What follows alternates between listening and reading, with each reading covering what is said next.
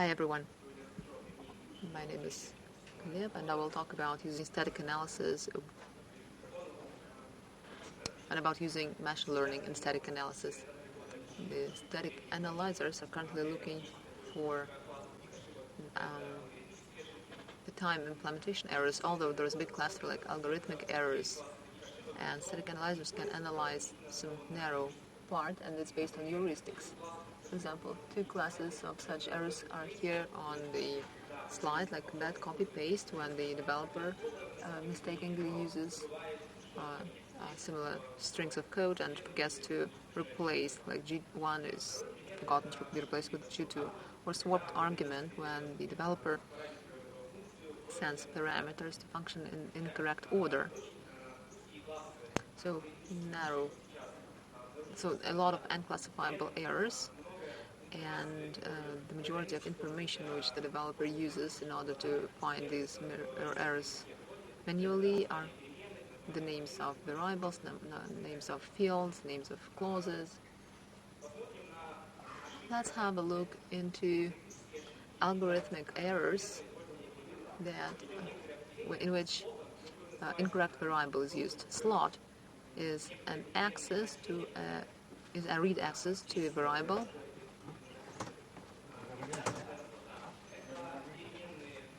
Candidate for a slot. This is a variable field and property which can be used in slot from compiler point of view. Means that this, in our case, it's G1 and G2 variable, and our goal is to generalize variable misuse detection methods. We need to detect if the used one candidate is wrong for a given slot. And what is our approach? We will be using neural networks for a graph representation of a program. The representation will include information from both natural language encode and multiple levels of static program analysis. The setting of the goal and major ideas were obtained from the article Learning to Represent Programs with Graphs, so we were inspired by this article. So the analysis is split into four phases. First one is data preparation. So it's about slot selection.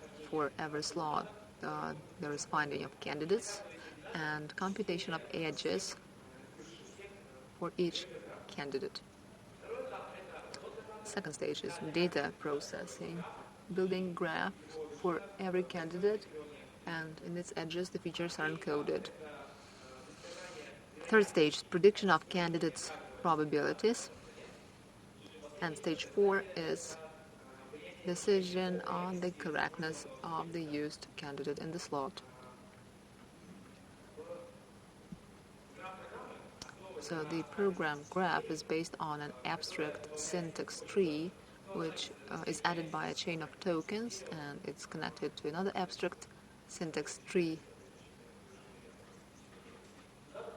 and additional edges are being added there. Last write, which connects variable with last written value, last use, last lexical use.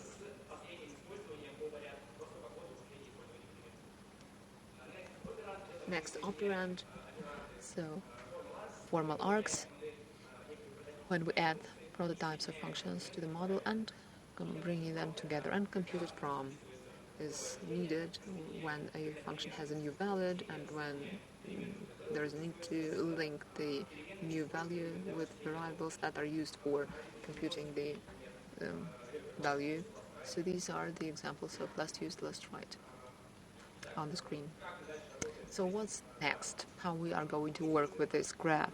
We are using neural network architecture, which is based on the idea of sending messages between the nodes of the graph via edges. So there is a representation vector which is marked here as HV. The messages are passed along edges.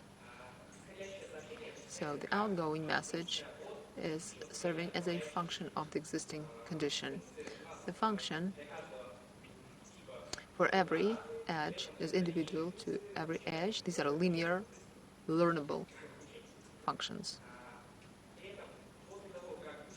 So after all the messages have been computed, the state is updated with recurrent cells. It can be in LSTM or GRU, for example. Such procedure of condition update has fixed number of instances. For the analyzed slot, such process is applied per graph of every candidate, and we can receive the condition vectors of slots per every graph, and then the classification is applied to the vectors. So what are the features of node? We have two types of nodes. Tokens node, where we have the token copy, the syntax kind, and type, if it exists. There is also an abstract syntax tree node. Unknown tokens and other features are the same. So we split tokens by kernel case and underscope into sub-tokens, and we have trained word2vec on a big corpus of source code in order to get some representation from the majority of vectors and nodes. So several improvements that were made in the process of our job. We have studied two systems, GRU and LSTM, and we have found out that the usage of LSTM cell shows slightly better results by around 3%. And we have reduced graph representation. We removed all AST nodes and edges from the representation. We have moved all the nodes to the token chain. So in the final model, the graph was based on token chain only. This allowed us to make 3 times smaller graph size, and the analysis became more than 3 times faster, although the score remained the same, the results remained the same. This slide demonstrates some error criteria that we were considering. So we have criteria for every candidate. Therefore, having these candidates, we need to understand whether there should be the error on several criteria. Number 1 is exactly the right candidate. The second one is defining critical zone, the percentage of candidates that we believe they are correct. Third is to instill a lower bound or some constant in the lower bound. For example, if the probability assessment for the candidate is lower than lower bound, then it will be reported. And upper bound.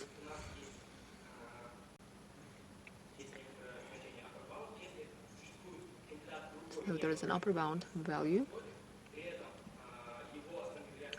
and if the value is higher than upper bound, then it's reported again. The practice showed that the first two approaches are not usable because it seems that there are too many reports then, so they're not very applicable. But as for the second, or the third and the fourth one, they proved out to be working very well, and we added some more errors, 25 bar misuse errors. So we have also applied analysis to the project.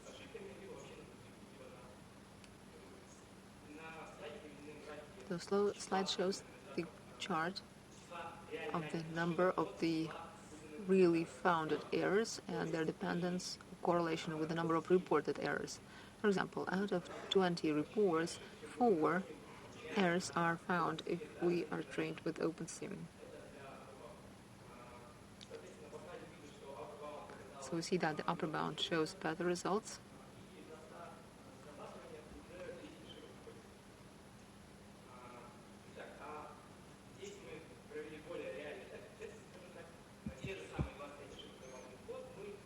So we have added 25 errors to the code, and we have manually tracked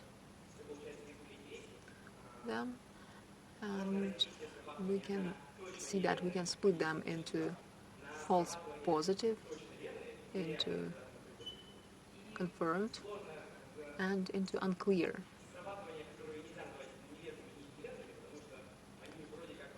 Why unclear? Because these are some strange spots in the code, so it's not possible to tell whether it's for sure an error. So as you see, the majority of them fall into the second class, the unclear ones. When we were looking manually through the results, we found out that the confirmed errors were not only the errors that we added manually, so actually the algorithm found some real errors that were not added by us. For example, in this function there are two parameters, name and friendly name, and when the fields are initialized, out of them the friendly name goes away, and friendly name receives the value of name.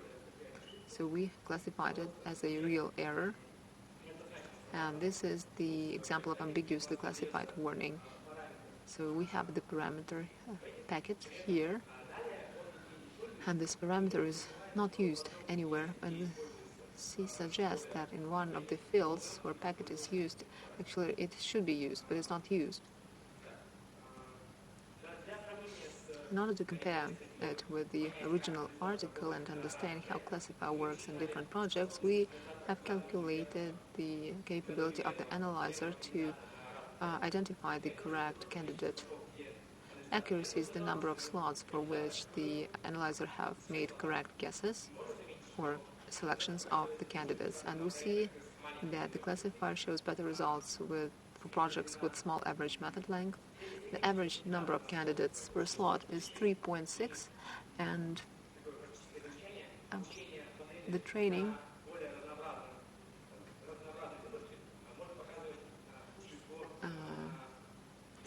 various training set allows to find more real errors. So what it delivers, it actually are real errors. What are our future plans? We plan to replace syntax connection with the results of another compiler analysis. One of the examples why we work on, we want to use PDG to represent program, and we want to try to experiment with other neural network architectures. Thank you.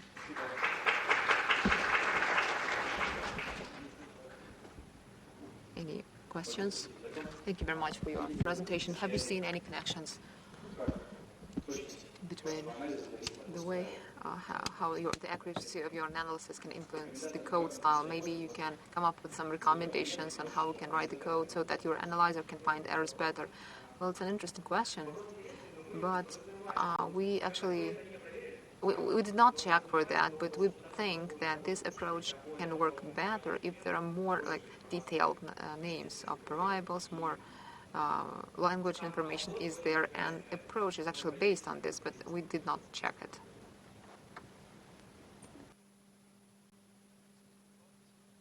Thank you very much for your presentation. Question: did you check your methodology when you have reversing values and your arguments? For instance, there is function for reading logs from one device to another device, A or radio, right, who receive a name of a register as an input and output is a value. Since equipment is sometimes having specific names of registers, they can look similar, and mistakes of this kind sometimes hard to trace.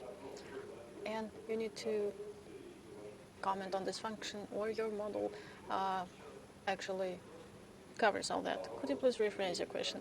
Can your approach work with functions like EO read, EO write, bringing together the value of the argument and the reverse and the coming back value? Yes, we think that it should work because there is no patterns. This pattern should... The function will be generic. Argument and value is returning, but various constant named constants will go back. I think we need to discuss it offline. Yes, okay. A question out there, please. Hello, thank you very much for your presentation. My question is about this slide. How did you calculate those percentage of accuracy? I think Cassandra is a large project and Akka not more than 1 million lines. And you showed charts before, the number of mistakes, the number of suspicious cases, false positive, more than 1 million wordings. Did you really calculate accuracy for the million?